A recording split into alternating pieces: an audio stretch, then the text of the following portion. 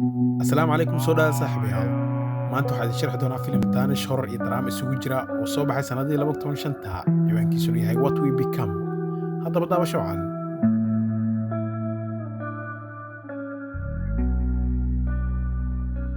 filimku wuxuu ku bilaabmayaa magaalo miyi ah oo aad u qurux badneed halkaasoo dadka deegaankani ay nabad iyo nolol ku jireen iyagoo aan ka warqabin ugu soo wajahayaan feris qariib ah oo wax walba burburin doonaa waxay wararkii maxalligu sheegayeen in feriskan cusub oo ka soo muuqday xarun daryeel oo ku taalay xaafadda sorgenfi oo una galaaftay nolosha 8 qofood dabcan cidna fiiro gaar ah ma aysan siin arrintan balse dhowr maalmood kadib waxay dadkii arkeen ambalaasadii iyo booliiskii oo aan waqti u helin inay wax ka qabtaan shilalkii baabuurta caadiga markaa dadku waxay wararkii ka arkeen in magaaladooda iyo magaalooyinkii ku hareersanaa karantiin la geliyey habeenada ka mid ah mid ka mid a guryihii magaaladan ayaa duqdan waxaa soo weeraray saygeeda oo hilibkeeda cunay saqdii dhex dadkii magaalada waxay ku soo tooseen buuq ka imaanaya waddooyinka waxay arkeen ciidamo aad u hubaysan oo magaalada soo galaya ninkan waxaa lagu magacaabaa dino wuxuu lahaa famil kooban xaaskiisa wiil iyo gabar yar waqti xaadirkan wiilkiisa cudurka gustaaf ayaa doonaya inuu ogaado sababta aysan idaacaduhu u shaacin tirada dhabta ah ee dadkii feriskan u dhintay markaas dino ayaa wiilka ugu sheekeeyey dhacda dhacday 80meedii maruu dhinac ka soo dumay garoon kubad lagu ciyaarayay kadib dad badan oo argagaxay ayaa isku day inay garoonka ka baxsadaan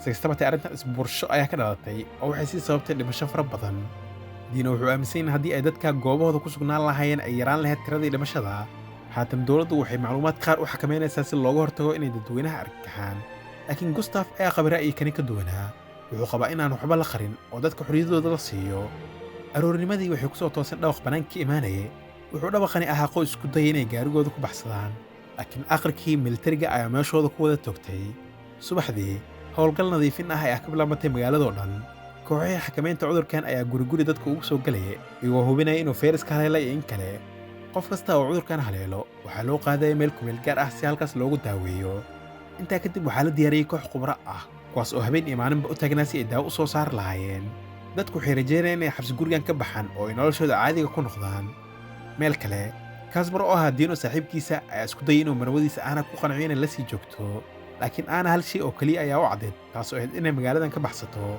isla markii ay aan albaabka furtay waxaa horteeda taagnaa 2 askar oo qoryo watay waxay isku dayday inay la hadasho laakiin way ka diideen askartii ayaa dhowr xabadood ku soo riday balse kasbar ayaa soo jiiday oo isku duubay oo badbaadiyey isla markiiba aana dar alle ay u degtay si bulshadan loo wada go'doomiyo waxaa guryihii magaalada oo dhammi lagu daboolayay bacyo madow labadan mucaashiqiin ayaa si qiir leh isku macsalaameeyey kahor intaan la kala qarin qoyska diino si aysan u cajisin waxay daawanayeen muuqaaladoodii hore ee safarada iyo dalxiiskii ay ku tagi jireen xeebihii quruxda badnaa daabashadoodu ayaa soo gabagabooday kadib markii korontada la jartay oo wax walbaa mugdi ayay noqdeen muddo bil ah ayaa karantiilkan ka soo wareegatay waxaa ridda loo soo dhigay caagag biyo ah iyo dhowr bac oo ay cuntooyinka fudud ku jireen iyadoo waxaan oo dhan ay jiraan haddana diino wuxuu weli aaminsanaa inay dhibaatadan mar dhow ka bixi doonaan laakiin xaqiiqadu sidaas way ka duwaneed dhowr maalmood kadib xitaa isgaarsiintii oo dhammeed ayaa laga jartay oo ma aysan jirin qaab ay iskula xiriiri kareen daryanka rasaasta ayaa ahayd waxay dhagahooda maalin kastaa maqlayeen taasoo almahar ku reebtay kasbar oo jabaq ka maqlay iridda gurigiisa ayaa qorigiisa soo qaatay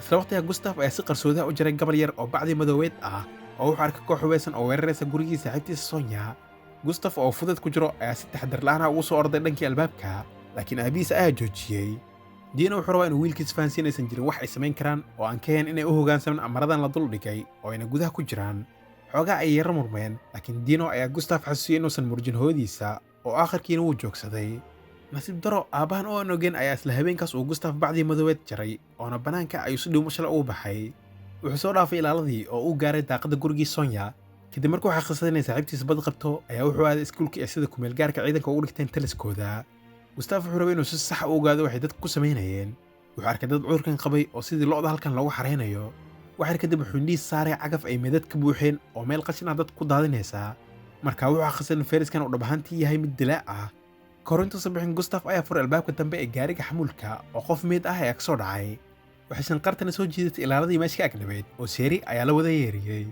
gustaf ayaa soo orday oo muusan eegin gadaashiisa iyadoo irasaasuna sidii roobka ugu socoto isla waqtiga albaabkii gaariga xamuulka qof ayaa si tartiib ah uga soo baxayay daqiiqadii xigayna waxaynu maqalnaa rasaas ka dhex bilaabatay gudaha xaruntii taliskan kumeelgaarka ah waxaana xigtay kheyri iyo dhawaaqyo cabsi badnaa ciidamadii ammaanka caawimaad dheeri ah maysan dalban balse taa badalkeedu waxay si degdeg ah u kaxaysteen gawaaradoodii militariga waxayna ka soo tageen dadkii magaaladan si ay masiirkooda dhabtaa u wajahaan isla waqtiga kasbar oo arkay ciidankii oo sii baxaya ayaa u yeeray aana si uu qabarkan wanaagsan ula wadaago laakiin ma uusan helin cid u jawaabta ugu dambayntiin wuxuu arkay iyadoo dhex fadhida gaariga diyaarna u ahayd inay baxsato intay ka sheel raystay ay cidlo uga tagtay.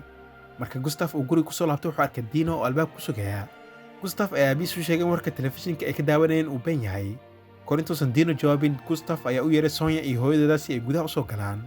Markii hore Dino muusan rabin inay guriga yimaadaan, laakiin markuu arkay diiftii ka muuqatay ayuu qalbigiisa jilcay oo gudaha ayuu soo geliyey. Sonya waxay dhagaysanaysay doodii u dhexaysay Dino iyo xaaskiisa kuwaas oo aan raali ka ahayn imaanshahooda. Kadib Gustav ayaa joodar u keenay oo iyadoo xishoonaysa ay ka qaadatay. Ma aysan jirin meel kale oo ay aadi kareen. Aabaheeda askartii ayaa kacistay kadib markii cudurkan qaaday oo hooyadeedana isaga ayaa xagtay. Si ulkaxa noqota maysan noqon, Gustav waalidkiisa muusan u sheegin nabarkii ku yaalay lugta Sonya hooyadeeda. Muddo kadib Kasbar ayaa guriga yimid. Wuxuu isagu damacsanaa inuu lugeeyo, laakiin waxaa soo weeraray zombiyo badan. Si kasta oo dadkan u togto maysan dhimanaynin. Reerkan si aan loogu soo gelin waxay xoojiyeen albaabadii iyo daaqadihii. Isla waqtigaas Sonya oo qolkeeda joogta ayaa ogaatay in nabarkii ku yaalay lugta hooyadeeda uu kasii darayo. Dhacdooyinkan oo dhamme oo laisku daray ayaa qof walba walwal ku hayay. Saqdii dhexe habeenka Gustav iyo Sonya oo waardiyaha ku qornaa ee albaabkii hore taagnaa waxay ogaadeen marka nalalka waddooyinka shidmaan ay zombiyadu u dhaqaaqaan dhanka iftiinka ka soo baxayo. Waqtigaa mid ka mid ah dadkii cudurka qaba ayaa si tartiib ah dhankooda ugu soo dhaqaaqay. Gustav wuxuu Sonya u sheegay inay si dhaqso ah iftiinka u damiso. Isla markiiba qofkii cudurka qaba ayaa ka istaagay oo dib ugu noqday dhankii iftiinka weynaa ka imaanaya. Inta Gustav uu ku faraxsanaa farsamadan uu ogaaday ayaa qof uu si lama filaan ah albaabka uga soo muuqday. Aan ay ahayd oo dib u soo noqotay. Kasbar si naxariis dar leh ayuu u eegayay haweenadan meel cidlo ah uga tagtay. Waqtiga dhammaantood wuxuu u hamuun qabay inay ogaadaan wax dibadda ka socday. Ma jirin wax rajo ama mustaqbal ah oo ay filayeen, kaliya cabsi ayaa meel walba ka jirtay.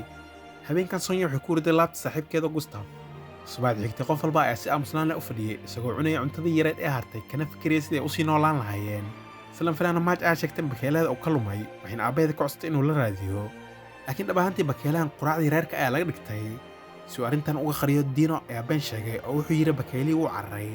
Wuxuu isku dayay inuu qanciyo oo wuxuu ballan qaaday inuu kuwo badan u soo iibin doono isla markii ay dhibaataan ka baxaan. Laakiin Maaj waxay kaliya rabtay bakeelaheeda oo qura. Gustav markuu ay hilibkii saxankiisa ku jira ayuu fahmay waxa dhacay. Intaa kadib Dino oo Kasbar la socdo ayaa u dhaadhacay dhankii waddooyinka. Magaaladii mar ahaan jirtay mid camiran oo degan ayaa waxaa kaliya ka soo haray cidlo iyo burbur. Guriga waxaad moodaa in Sonya hooyadeed ay naf baxday. Dhan kale Dino iyo Kasbar waxay gaareen cirifka magaalada, laakiin waxay arkeen darbi weyn oo jidka lagu gooyay.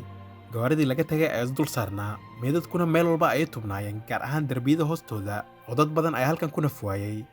Guriga Bernil waxay weysay inanteeda Maaj oo iyada iyo wiilkeeda Gustav ayaa si degdeg ah u baaday goobay.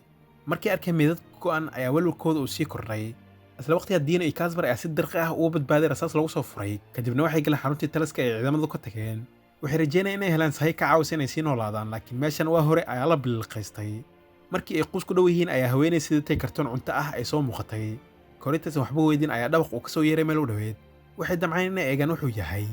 Isla markii Kasbar albaabka furay gudaha ayaa loo jiitay. Dino markii uu ka dabagalay wuxuu arkay wax ka yaabiyey. Wuxuu arkay kumanaan kun oo zombiyaha oo dhankiisu soo socda. Waqtigaa Dino waxaa kaliya maskaxdiisa ku taagnaa inuu naftiisa la baxsado. Wuxuu ka soo tagay saaxiibkiisa oo la gogoosanayo. Isaga iyo haweenaydiiba si dirqi ah ayay ku soo badbaadeen. Haweenaydan waxay rabtay inay cuntadan gurigeeda geysato. waxay iyadoo lahayd laba carruur yar yar oo sugaya, laakiin Dino ayaa ka diiday oo sheegay inay qoyskiisu cuntadan u baahan yihiin. Aakhirkii xoog ayuu cuntada ugu qaatay haweenaydan maskiinta ah. Dhan kale Sonya iyo Anna oo gariray ayaa guriga sii joogay, waxayna rajeynayeen in dadkii kale ay dhawaan soo noqdaan. Maysan ka warhayn in meydkii Sonya hooyadeed uu mar kale dib u soo noolaaday. Goob kale Maaj waxay dibadda ka raadinaysay bakeeli aysan weligeed heli doonin. Waalidkeed maysan uga sheekeen khatartii bannaanka ka jirtay. Si ay daacadnimo ku dheehan tahay waxay salaantay islaam duq ah oo ay daris ahaayeen. Isla markii ay duqdan soo jeestay waxa xigay qeeladii Maaj oo magaalada dhan laga wada maqlay. Dibadda Dino oo guriga sii socday isla markiiba ogaaday in codkan uu yahay kii inantiisa. Wuxuu tuuray cuntadii uu waday oo wuxuu orday dhankii uu dhawaq ka soo yeerayay. Gustav oo markii hore goobtan soo gaaray ayaa bilaabay inuu diro duqdii walaashiis cunaysay isagoo aan ka warqabin khatartii ay hooyadiisu gashay. Daqada Dino ayaa yimid oo xaaskiisa badbaadiyey, laakiin nasiib daro Maaj waa hore ayaa iyada la qaniinay. Tiro badan oo zombiya ayaa soo hareereeyay. Inkastoo qoyskan ay ku guulaysteen inay baxsadaan ayaa haddana zombiyadii ay guriga u soo raaceen. Markii ay gudaha galeen Gustav wuxuu orday qolkii ay Sonya hooyadeed ku jirtay. Ilbiriqsiyo ka hor Sonya ayaa hooyadeed dishay kadib markii ay soo weerartay. Dhibaatadan ay ku sugan yihiin weli maysan istaagin. Waqtiga Dino waxaa gadaashii ka soo yeeray dhawaq qariib ahaa. Markuu soo jeestay wuxuu arkay Anna oo zombi isku beddeshay. Markii isku dayday inay ku soo boodo ayaa uu madax ka toogtay. waxaana dhan markay dhammaadeen Dino ayaa dul yimid xaaskiisa iyo inantiisa. Wuxuu go'aan gaaray inuu Maaj nafta dhaafiyo, laakiin Bernil oo hooyada ahayd ayaa diiday inuu sidaas sameeyo. Waxayna si carar leh ugu qaylisay Dino, laakiin tani waxba maysan ka bedelin go'aankiisa. Daqada waxaa albaabkii guriga soo jibiyey raxan zombi ah oo gudaha soo geli gaaray. Isla markiiba Dino ayaa si rafaad leh albaabka u xiray. Bernil oo Marge xambaarsata ayaa qolkii jiifka hoos ka soo xiratay. Waqtiga Gustav iyo Sonia waxay ka baxeen daaqadda dambe ee dabaqa kore. Gustav oo hoos u eegaya zombiyada ayaa bulashada oo ku dhex tuuray. Daqiiqad gudaheed, dareenkii zombiyadu waxay u jeesteen dhankii dabka. Gustav iyo Sonia oo fursadan ka faa'iideysanaya ayaa baxsaday. Isla markaas Dina ayaa xoog ku furay oo jibiyay qolkii jiifka, isagoo ay go'aneed inuu Marge dilo.